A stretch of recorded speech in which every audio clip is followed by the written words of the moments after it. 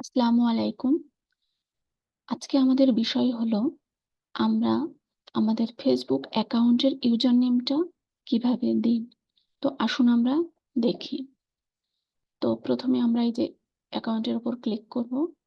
তারপর নিচে খেয়াল করলে দেখবেন সেটিংস অ্যান্ড প্রাইভেসি নামের একটা অপশন আছে। এখানে যাব। দেন সেটিংস।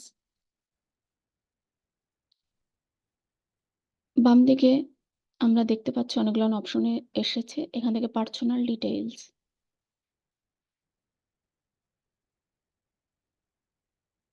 আমরা এখন প্রোফাইলটা ক্লিক করি। এখানে আমরা ইউজার নেম দেওয়ার অপশনটা পাচ্ছি।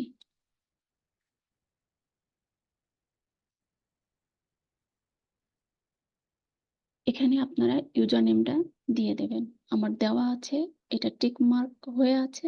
তো আমরা এখন ডান করে দিচ্ছি। তো আমাদের কাজ শেষ। সবাই ভালো থাকবেন।